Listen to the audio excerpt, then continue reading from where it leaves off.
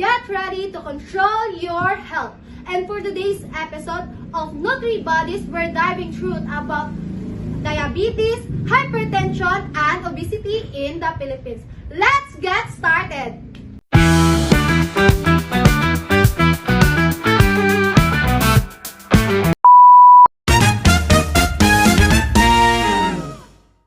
I am Noralini Alico.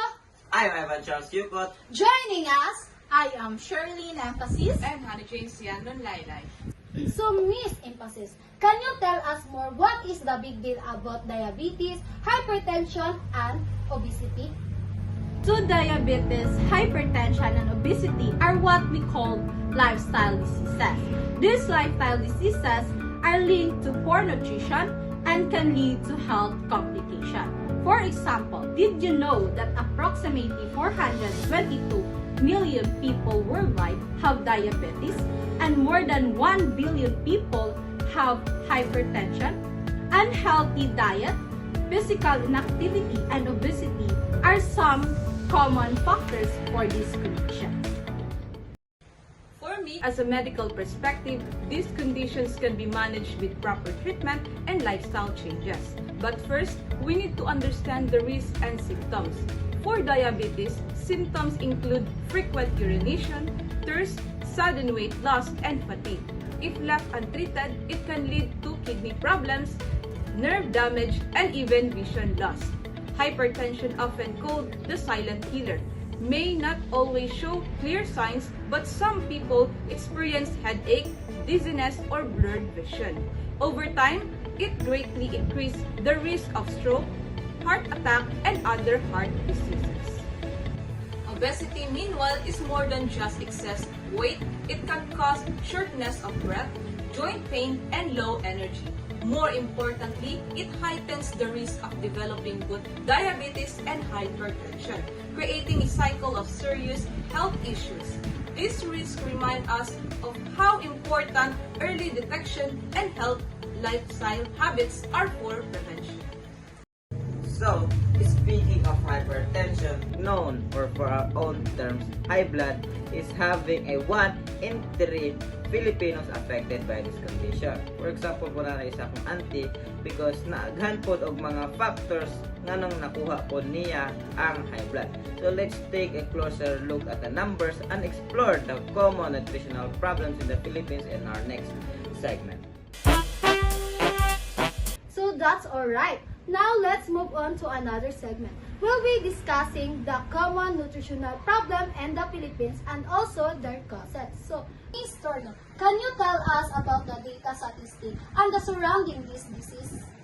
I am glad to know, Noraline. So, according to recent data, undernutrition, anemia, and obesity are major health concerns dani sa Philippines.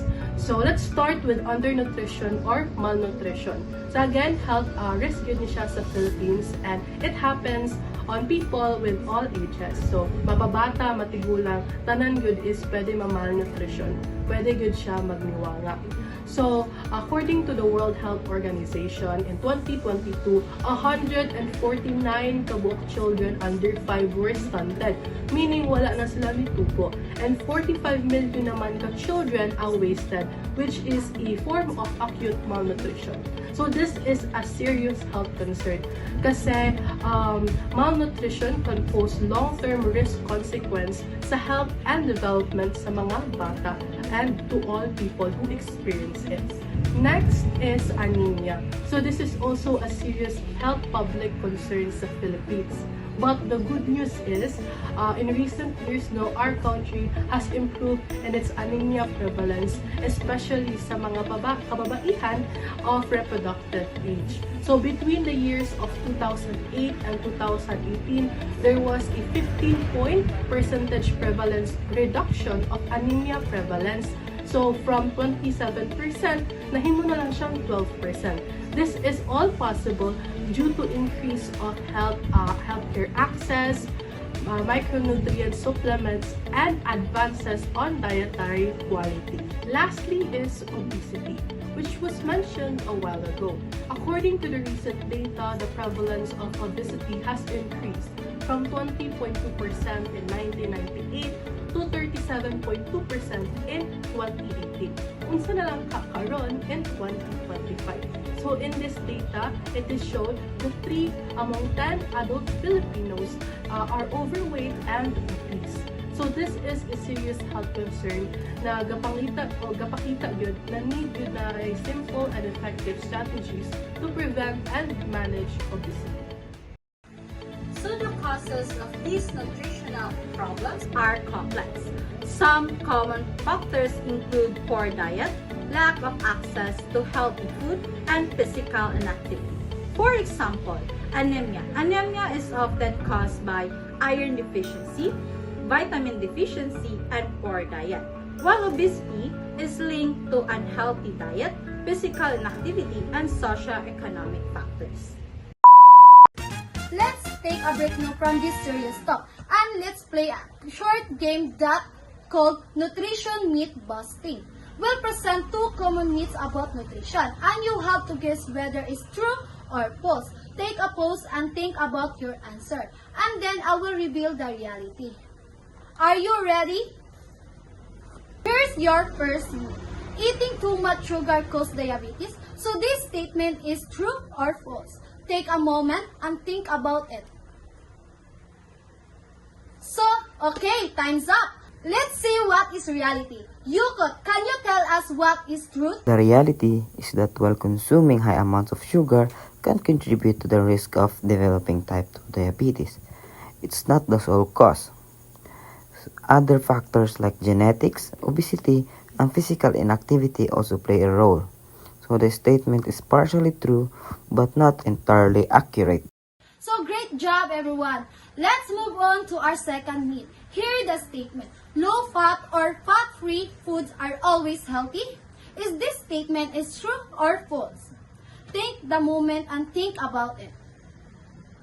Okay, time's up. Let's see what reality. Yukot, can you tell us the truth? The reality is that while reducing fat intake can be beneficial, some low-fat or fat-free foods can be highly processed and contain added sugar, salt, or artificial sweeteners. Always check the nutrition label to make informed choices. So the statement is not entirely true.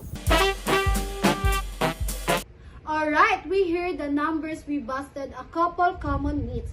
We learned why diet and lifestyle matter. Now let's welcome Miss Christine Maquinano, our personal storyteller, who will share how she turned hypertension around. Mayong buntag sa tanan, ako di ay si Christine May Maquinano, nagapuyo sa Puerto Cagayan de Oro City. I used to be diagnosed with hypertension, but after making some lifestyle changes, I was able to manage my condition. Here I am, I want to share with you my journey of how I overcome this disease.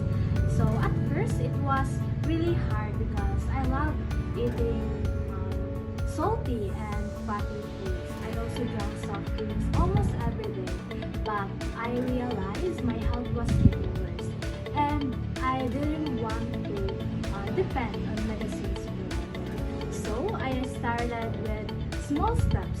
I drank more water instead of soft drinks. I added fruits and vegetables to my meals and I tried to walk every morning.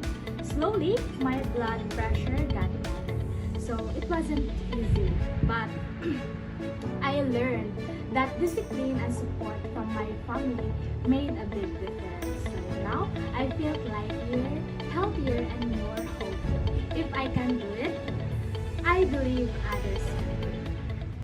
Thank you, Miss Christine, for sharing your inspiring journey.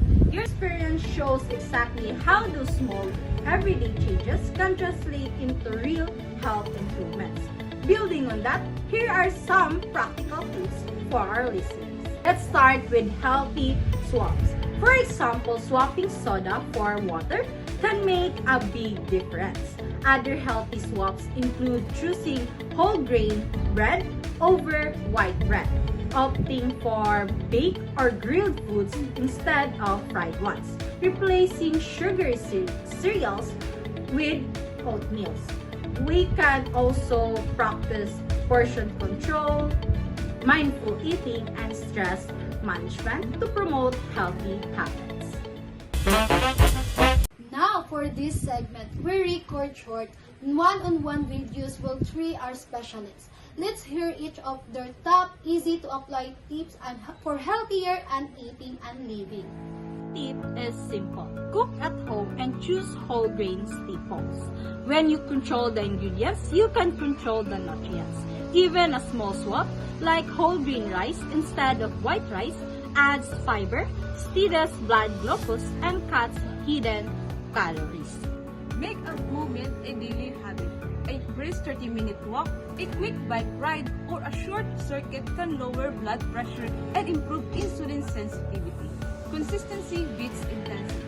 Show up every day, even if it's just a few minutes. My tip is simple. Read labels and plan your meals. Read labels, read the back of nutritional labels sa mga product para mabalaan unsa may ginasulod dun sa imong lawas, and to plan weekly simple meals. So this eliminates guesswork and para dili na mo mag-impulse buying.